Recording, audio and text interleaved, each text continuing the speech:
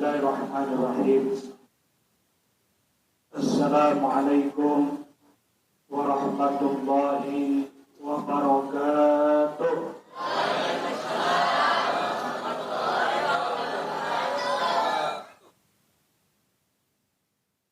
Alhamdulillah. Alhamdulillahilladzi anzala ala abdihil kitaba ولم يجعل له عوجا قيما القائل في كتابه العزيز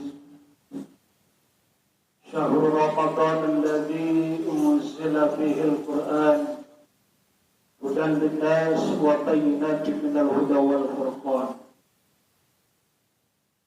إن الله وملائكته يصلون على النبي يا أيها الذين آمنوا صلوا عليه وسلموا تسليما وقال رسول الله صلى الله عليه وسلم من صام رمضان إيمانا واحتسابا غفر له ما تقدم من ذنبه أي كما قال رسول الله صلى الله عليه وسلم. Yang sama-sama kita hormati pimpinan Masjid Jami Nurul Akbar, orang tua kita, guru kita Al-Mukarram Bapak Kiai Haji Aga Jailani. Mudah-mudahan beliau sehat walafiat, panjang umur, dan dapat membina kita setiap saat dalam rangka ibadah kepada Allah Subhanahu wa Ta'ala. Ketua TKM Masjid Jami Nurul Akbar, orang tua kita Mukarram Bapak Ustaz Dr. Haji Rohidin FPD. Mudah-mudahan beliau juga sehat walafiat, panjang umur, mudah-mudahan senantiasa dapat mencurahkan pikiran wawasannya untuk Masjid Jami Nurul Akbar yang sangat kita cintai. Juga yang sama-sama kita hormati imam kita yang tadi telah memimpin daripada sholat isya berjamaah Al-Mukarram Bapak Ustaz Syekh Abdullah, para pengurus masjid yang lainnya, para asatidz, para hujjah, para jamaah, mohon maaf tidak kami sebutkan satu persatu, namun tidak mengurangi rasa hormat dan ta'zim kami sekalian. Nabi besar kita Nabi Muhammad sallallahu alaihi wasallam bersabda, Inna Allaha kariha lakum arba'an, al-'abathu bis-salat wal-lagwu bil-qira'ati wal-rafasu 'inda siyam wad-dahku 'inda al-maqam. Nabi besar kita Nabi Muhammad sallallahu alaihi wasallam bersabda, Allah Subhanahu wa Ta'ala benci, tidak suka kepada kamu sekalian dalam 4 hal. Yang pertama, al-lagwu fis salati, yaitu mempercepat dalam atau bercanda di dalam sholat. Bahwasanya kita ketahui sholat adalah merupakan rukun Islam yang 5, maka harus benar-benar kita bertawajuh kepada Allah Subhanahu wa Ta'ala. Kita harus benar-benar konsentrasi ketika kita melaksanakan ibadah sholat kepada Allah Subhanahu wa Ta'ala. Jangan bermain-main dalam sholat dan juga jangan terburu-buru di dalam sholat. Alhamdulillah, di masjid kita yang kita cintai ini, sholat isya penuh dengan kekhusyuan dan ketawaduan, tertib. Mudah-mudahan juga sholat tarawihnya jika dilaksanakan dengan tertib, penuh dengan kehusuan dan kekhuduan dan mendapatkan ridho dan keberkahan dari Allah Subhanahu wa taala. Sebab di Indonesia ada orang yang melaksanakan sholat tarawih jumlahnya 23 rakaat 7 menit selesai. Sudah lihat di videonya ya? Alhamdulillah sudah lihat. Nah ini bagaimana kalau ditinjau dari segi hukumnya? Tapi sebelum ditinjau dari segi hukumnya, saya nanya sama bapak-bapak, ibu-ibu. Ini kan kita malam ini sholat sunat tarawih, betul? 23 rakaat. Bagaimana kalau kita pesan kepada imamnya malam ini 77 menit 23 rakaat? Setuju?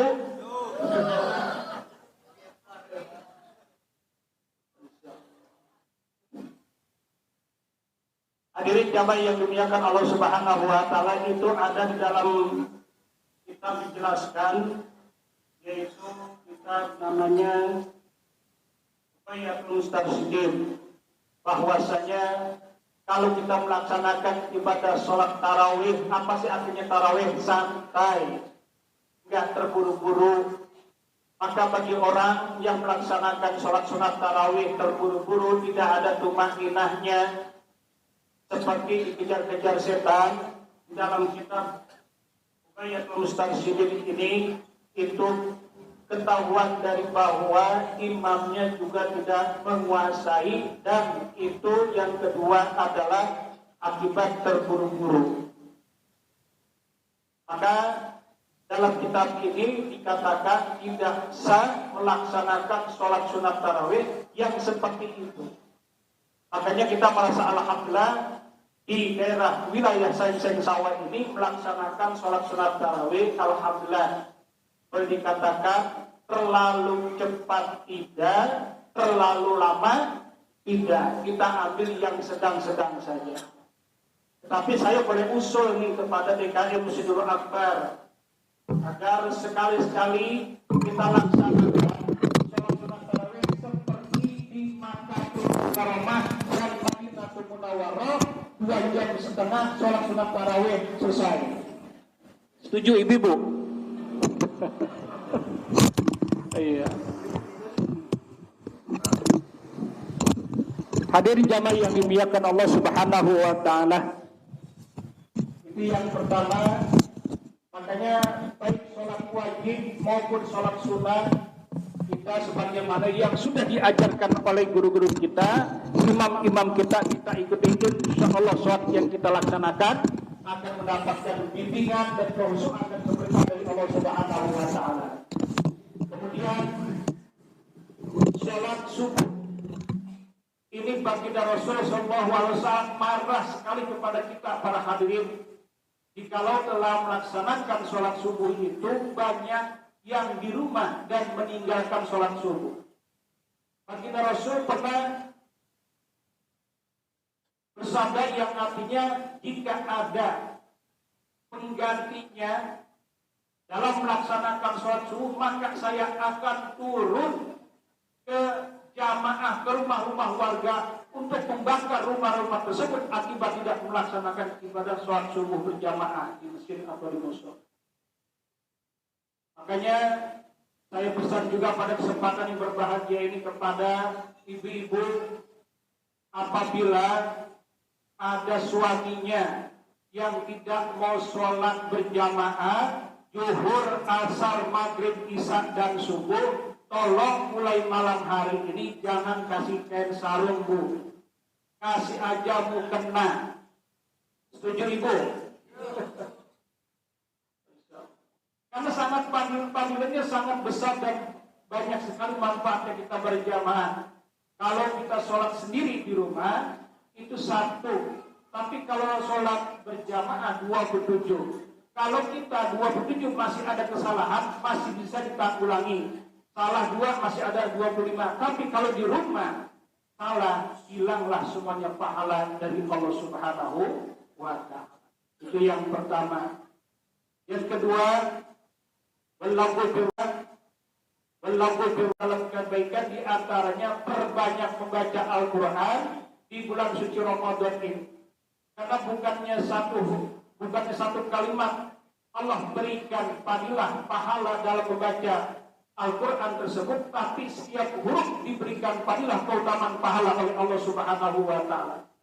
Kalau di dalam Al-Quran terdapat 6.666 ayat, berapa pahala yang kita dapatkan jikalau kita khatam dalam satu malam ini atau dalam satu bulan tersebut. Imam Syafi'i, tahu ya Imam Syafi'i ya, salah satu imam Madzhabul Arba'ah. Setiap bulan suci Ramadan beliau dapat menghatamkan 60 kali. Bagaimana dengan Imam Masjidil Akbar? Imam Ahmad, ada yang namanya Ahmad sini. Ada Imam Ahmad setiap pekan khatam baca Al-Quran. Makanya imam-imam kita dulu di bulan suci Ramadan berlomba-lomba untuk membaca Al-Quran sebanyak-banyaknya dengan tertil dan bagus bacaannya. Maka jangan bacanya, jangan terburu-buru. Yang tadi saya sampaikan, baca Al-Fatihah ketika melaksanakan sholat sunat tarawih itu cepat banget para hadirin. Nah itu kan bukan baca Al-Fatihah. Belum surahnya, Masya Allah. Itu lebih dijelaskan nanti dilihat di videonya ada para hadirin. Nah, maka pada malam berbahagia ini yuk sama-sama kita memasarkan Al-Quran dan mengal-Qurankan masyarakat agar jiwa dan diri kita ini tambah banyak nilai-nilai Al-Quran yang telah diturunkan oleh Allah Subhanahu wa Ta'ala. Iqra'ul Quran fa'innahu ya'ti yaumal qiyamati syafi'an li ashabi. Bacalah Al-Quran karena sesungguhnya Al-Quran itu akan menjadi syafaat di hari kiamat nanti. Man ja'al Al-Quran imamau qadahu bil jannah wa man ja'al Al-Quran khawfa syafahu ila nar. Barang siapa yang menjadikan Al-Quran sebagai imamnya, petunjuknya, pedomannya, maka dia besok dia akan dihantarkan ke surganya Allah Subhanahu wa Ta'ala. Dan barang siapa yang menjadikan Al-Quran sebagai di belakangnya, tidak dijadikan pedomannya, maka dia akan dilemparkan ke jurangnya api nerakanya Allah Subhanahu wa Ta'ala. Karena itu pada kesempatan berbahagia ini, yuk sama-sama kita perbanyak membaca Al-Quran. Mudah-mudahan kita baca Al-Quran di pagi hari, di siang hari, di malam hari, kapan pun kita baca, insya Allah banyak mengandung keberkahan dari Allah Subhanahu wa Ta'ala. Amin, amin ya rabbal alamin. Kemudian yang ketiga, warofasu inda siyam, berkata jelek, berkata kotor ketika melaksanakan ibadah puasa. Hadirin, dalam melaksanakan ibadah puasa ada yang membatalkan puasa dan ada yang membatalkan pahala puasa. Yang sering kita lupa itu banyak yang membatalkan pahala puasa. Afsadul asya tuhbidus shaum ayatutul sawab. Ada 3 perkara, ada 5 perkara yang dapat membatalkan puasa. Yang dimaksud sini adalah yang membatalkan pahala puasanya. Yang pertama, al-kadhibu, dusta atau bohong. Sebesar apapun dosa, sekecil apapun dusta, jika kita melaksanakan ibadah puasa, maka akan terkikis pahala puasa kita kepada Allah Subhanahu wa Ta'ala. Wal ghibah, yang kedua, ghibah, ngomongin kejelekan orang lain, atau bahasa lebih trennya bisik-bisik tetangga, bergosip.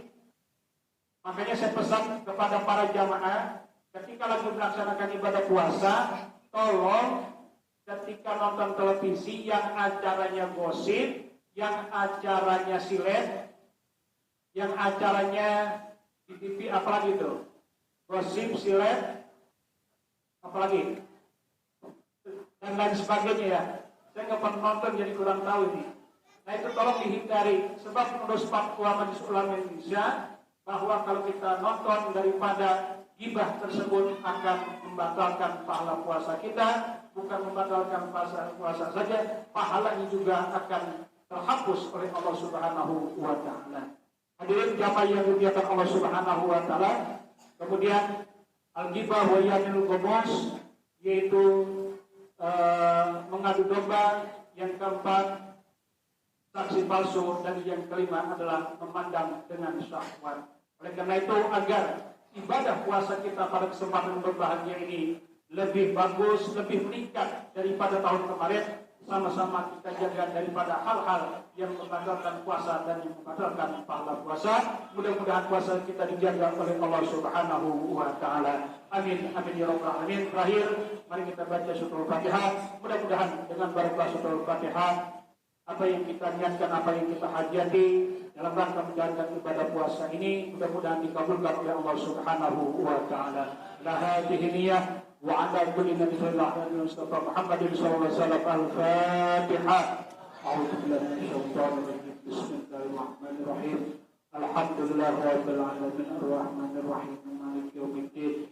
إياك نعبد وإياك نستعين اهدنا الصراط المستقيم صراط الذين أنعمت عليهم غير المغضوب عليهم ولا الضالين. Saja dapat kami sampaikan, kurang lebihnya kami mohon maaf. Wallahul muwaffiq ila aqwamit thoriq. Assalamualaikum warahmatullahi wabarakatuh.